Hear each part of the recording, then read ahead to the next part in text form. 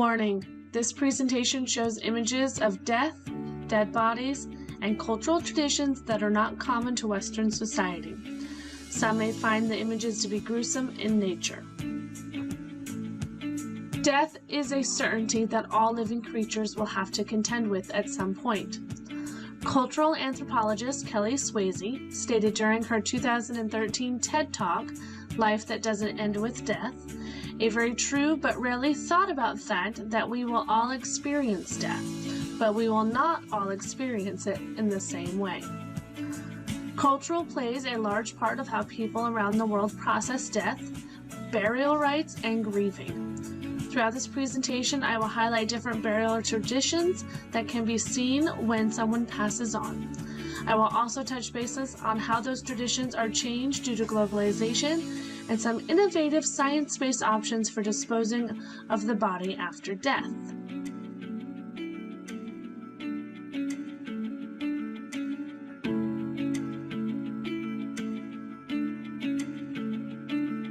Christians can choose to be either buried or cremated. Funerals can be held in a church or at times in a funeral home. Typically, a leader from the deceased church, priest, pastor, bishop, etc., will conduct the service, which will often include hymns, readings, and prayer from the church leader and family members of the deceased. If the deceased is to be buried, they will be placed into a coffin. The coffin is usually in the room during the funeral and often prior to the funeral, giving friends and family time to say goodbye. Once the funeral service concludes, the deceased is taken to the burial site, if being buried, where another small ceremony and final goodbyes are said.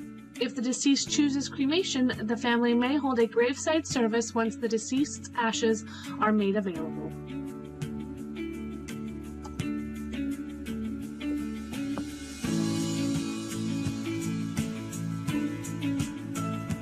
The Mani ceremony is when the people of Tohora attend to their deceased. Typically celebrated every 3 years after the rice harvest, the ceremony is considered a celebration of life where the family of the deceased will exhume the body. This is followed by washing them, dressing them in new clothes, and letting them dry in the sun prior to spending time with them and taking photographs with them. The ritual is said to bring a mixture of sadness and joy to those that participate, bringing them closer to those that they have lost. Additionally, the people of Tohora often don't bury their deceased right away. Depending on the wealth of the family, the burial might not take place for nearly a year. Wealthier families tend to delay burial. Until the funeral has taken place, a deceased person is not considered dead, but sick. This is why you may find many deceased still living at home.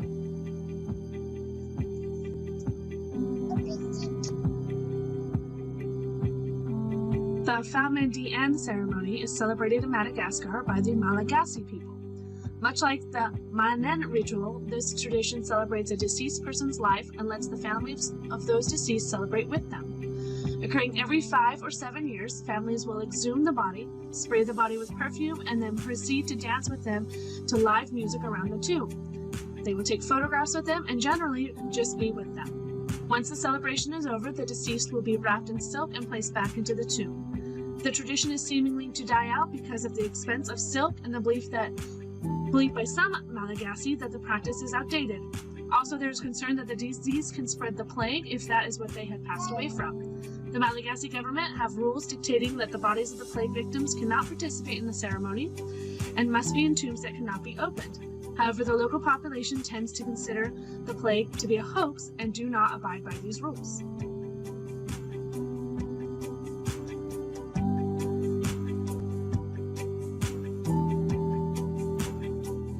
There are 2 parts to the ceremony. The first part, which includes the cremation, allows the spirit to rest in Bardo, a place between death and rebirth. The second part is a celebration called Kiwa, 13 days after the cremation. A large party is held to ensure the spirit receives a good rebirth. To ensure the spirit does not leave prematurely, resulting in an unhappy spirit that may not protect the living, leading to misery, Buddhist priests known as lamas chant and read to the deceased. Candle and food offerings are common so the spirit does not leave until the ritual cremation. Cremation is preferred in many religions and tribes as it is often believed that the body is unclean and will contaminate the land. Also that the spirit cannot be released until the body is fully gone from the world.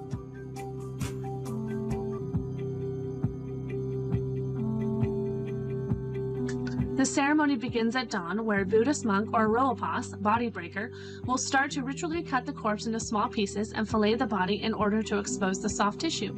The body is then left for the vultures to reduce the body to bone.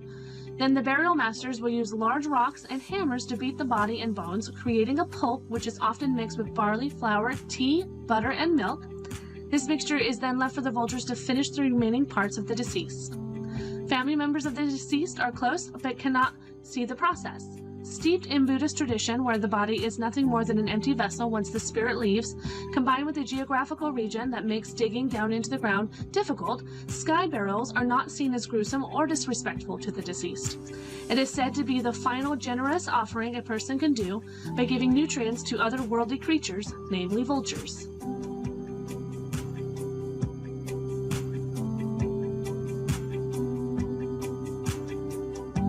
In Ghana, you will often see the deceased being buried in specially made coffins known as fantasy coffins. The coffins are designed to represent the life and passions of the person who passed. Even more than that, the Ga people believe that the deceased have great power, and a fantasy coffin is a good way to gain favor with one's ancestors. Though the tradition is fairly recent, starting in the 1950s, and has grown over the last 70 years to be a preferred method of burial for those that can afford it. The tradition has created business opportunities for artists and woodworkers in the areas whose skills are used to make these elaborate coffins. The coffin is only seen by the public and family on the day of the funeral and then is buried the same as a traditional coffin.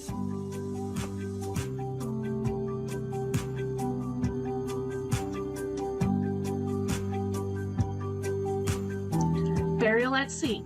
This type of burial can be traced back thousands of years and is often practiced by navies worldwide. Private citizens with deep connection to the sea can also be buried in this manner. The deceased can either be buried as a whole or cremated with the ashes scattered.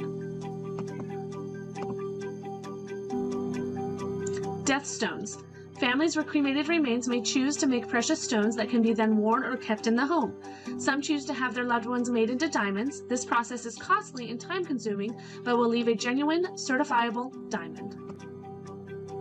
Alkaline hydrolysis. Water cremation is a natural choice in burial options, where the body is placed in a machine that uses high-temperature water and alkaline chemicals to dissolve the soft tissue, leaving just the skeleton behind. The bones are then pressed down into a fine powder and returned to the deceased family. Unlike traditional cremation, this method is environmentally friendly. Tree pod burials. Originating in the United Kingdom, this method encapsulates the deceased into a biodegradable pod that doubles as a seed that will grow into either a birch, maple, or eucalyptus tree. This natural burial method is gaining popularity, as many see it as a way for the deceased to still be with us. Coral reef. People who are cremated can choose to have their ashes mixed with concrete and then placed into a mold to create an internal reef that will be used to repair damaged reefs. Families are encouraged to participate in the mold making and to decorate it once the concrete sets. I took on this project due to the recent passing of my mother. When planning her funeral with my family, I found myself filled with questions of why. Why do we need to pick a coffin? Which coffin represents her? Why are flowers important? Why am I comforted knowing she will be laid to rest in her favorite slippers with a Mountain Dew can and a smoke close by? I then started questioning how death is processed by others. My research led me down many different paths to include the concept of death anxiety and what does it mean to be dead. In the end, I decided to focus on some of the different burial rites across the world. It is easy to see how cultural differences and beliefs dictate how the deceased is cared for and disposed of. While some traditions may seem strange or even gruesome, they are all done with love and care for the deceased. Today's modern world, where we are all connected via the internet, allows us to gain further knowledge on hidden traditions, while allowing us to see how truly similar we are. When looking through the lens of globalization, it can be hard to find how these correlate to Erickson's readings. What is evident from my research is that death is a certainty for us all. What is also certain is that we all grieve when death comes for our loved ones, and burial rites is a way for us to process that grief. This human experience of death is what connects us to everyone else in the world, even if our traditions differ. Interesting enough, though, when reviewing the material, I started to see mixing of traditions and ideas. Sky burials and tree pod burials, for example, center around the idea that the body is simply a vessel and can provide life even in death, while death stones for Madahana and Manina are about keeping our loved ones close to us. What was also curious is the protection of some of the more unusual traditions, where the outside world seeks not to eliminate them, but to ensure the survival of the traditions. My hope for this project is that people will learn more about these unique traditions and alternative burial methods, that this information will help people to be more understanding and kind to each other. As acclaimed author Haruki Murakami said, "In the end, we all die anyway."